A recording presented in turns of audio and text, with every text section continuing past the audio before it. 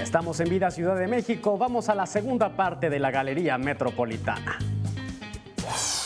En la calle de Medellín, número 28, en la colonia Roma, se encuentra la Galería Metropolitana, un espacio auspiciado por la Universidad Autónoma Metropolitana. Se autodefine como una casa abierta al tiempo. Actualmente la galería es hogar de la exposición Adiestrar el Presente, que ofrece una mirada crítica al pasado y a temáticas de la producción artística contemporánea. La muestra difunde gran parte del acervo artístico de la Universidad Autónoma Metropolitana. No es aceite quemado, no es pintura, Petróleo real. no es algún aditivo, es petróleo.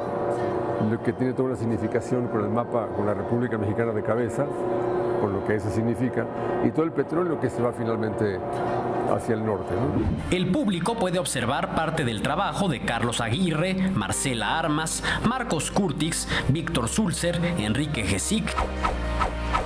El sector Reforma participa con la pieza Estoicismo, la cual forma parte de la serie El Centro de las Cosas y alude a una doctrina filosófica, alentando al espectador a tener fortaleza ante una situación agobiante presente dentro de un marco político.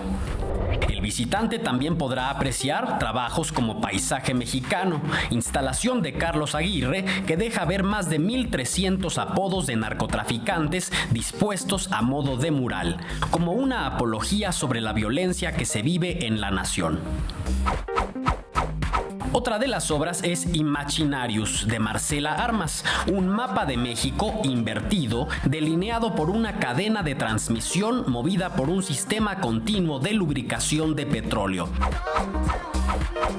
Enrique Gesick exhibe Práctica, 50 cartuchos calibre 12, instalación compuesta por 10 siluetas de triplay usadas en una práctica de tiro.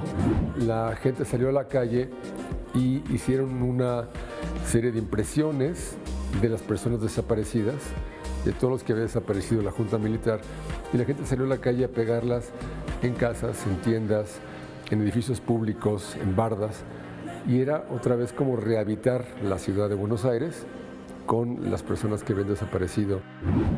Víctor Sulzer incluye una serie de dibujos titulada Santo Tomás Quetzalcóatl, una reinterpretación libre de la iconografía y los momentos fundacionales de México, en la que el artista juega con diferentes motivos religiosos y simbólicos.